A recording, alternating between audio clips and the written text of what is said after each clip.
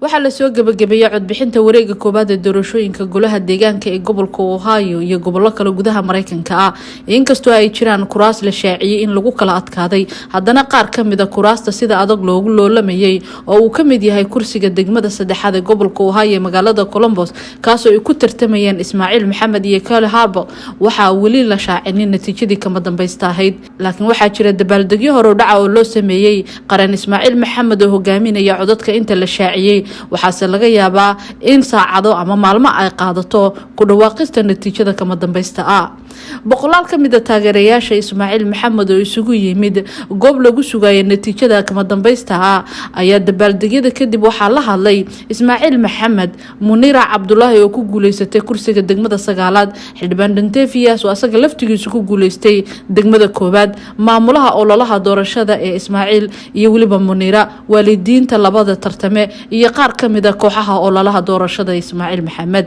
Ismaaciil wuxuu cararay 2018 kursiga 25aad laakiin Ismaaciil wuxuu ku lusgaray cod runtii aad u yar laakiin kama u saharin dadaal fara badan kadib waqti fara badan kadib naftiisii oo soo dhisay siyaasadii si fiican u dhaxgalay kadib Ilaahay subxaanahu wa ta'aala wuxuu qadaray isla kursigii oo magacii laga bedelay oo loo bixiyay District 3 caawa oo taariikhdu tahay 2022 bishii August 2nd inuu Ilaahay ku guuleysiyay waxaan leeyahay mabruuk alf mabruuk walaalkay ma sha Allah Ismaaciil Maxamed iyo walaashay Munira Cabdullaahi runtii waa farxad inoo tahay Soomaali dhammaan waa awwal marra fi taariikh Ilaahay subxaanahu wa ta'aala ha barakeeyo ummadda Soomaaliyeedna Allah ha barakeeyo mar kale waxaan leeyahay waan aad iyo aad ugu faraxsanahay taaniidaasi naga gudoomo insha Allah ta'aala ummadda Soomaaliyeed gaar ahaan magaalada Columbus Ohio taariikhda waxay noqotay sidii Kowthar sheegtay macnaha taariikhda Mareykanka ma aha taariikhda Soomaaliya bas waxa way taariikhda Mareykanka awwal marra fi Ohio fi Columbus Ohio magaalada Columbus Ohio oo Soomaalida dawladii ma aragtay ka mid noqotay waxaan u maleynayaa intiina meesha ku jirta campaign-kan ka qayb qaadateen ay Soomaalida degan community Soomaalida degan Columbus ama gobolka Ohio waxa ay la hareen ma jiraan ama Ismaaciil haween gareeyo ama gabadha haween gareeyso insha Allah ta'ala hal effort lama harin kulligiin aad ba u mahadsantihiin insha Allah ta'ala and there will be other individuals insha Allah ta'ala naftooda iyo maalkooda dhigay waan soo socdaan insha Allah ta'ala waxaan rabaa kaliya inaan laba point kaliya kor istaago number 1 campaign-ka anaga askar it's our campaign qof walba soo baxay qof walba codeeyay qof walba albaab garaacay waxaan rabaa inaad dhamaantiin fahantaan inaad adinku leedihiin campaign-kan this is your campaign dhamaanteena guuleysanay waxa ajiib runtii ilaa oo aan marnaba ilaaweynin intii aan campaign ku jirnay dadkii faraha badnaayo noo iimaanayay iyo commentiyadii ay bixinayeen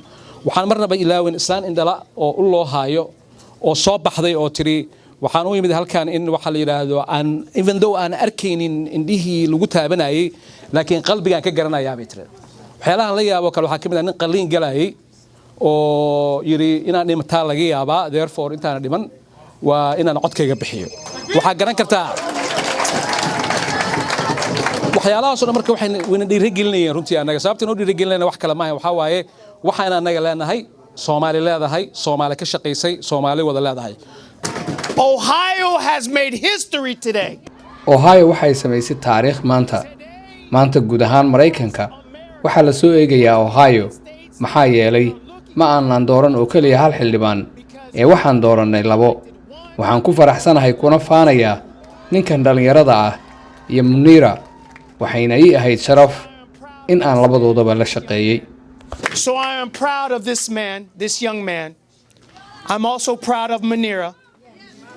I had a pleasure of working with both of them. There was a lot in our way. Waxaa jiray waxyaabo badan oo hor yaalay. Waxaa jiray dad oranayay inaanan dhaqaale aruurin karin. Waxaa jiray kuwa kale oo dhahayay Ismaaciil ma lahan xirfad ama shakhsiyad hoggaamininimo. Waxaa jiray kuwa quursanayay sheegayeen in waqtigiisii uu dhacay.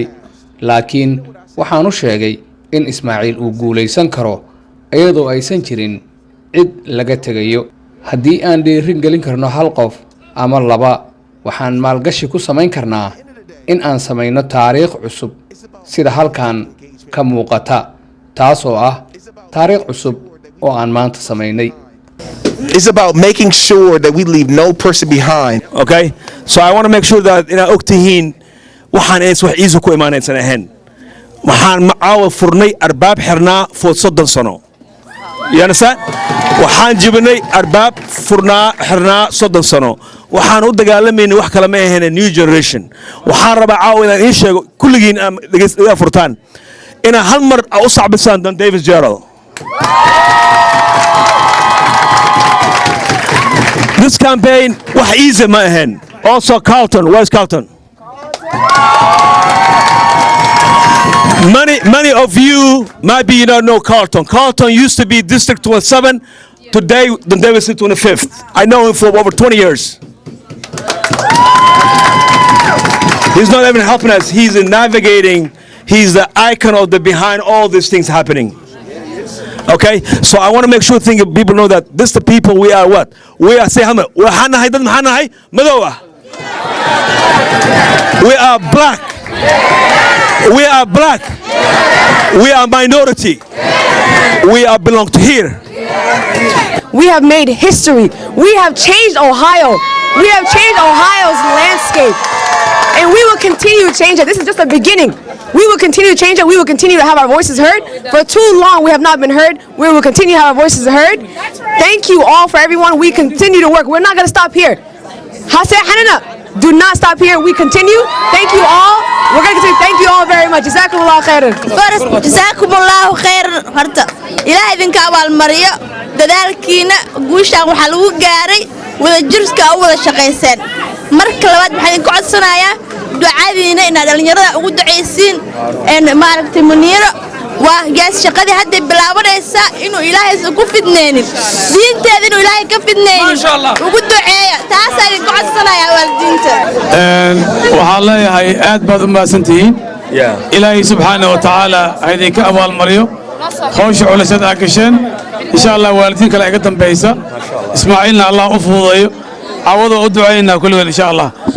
وحلو بهني أن إن ويجرك السعودان أولي هوش وعدير تاي متسالن معهن. كولومبوس ملاي مغليا قبل كوهايو قبل آدي وين ولا 108 مليون كنوا ليهين مقالة كولومبوس وهي كنوا ليهين صدن يلحكن أفرتن كن أو سومالي ملاي مغليا واحد ليه هاي ما مغليسان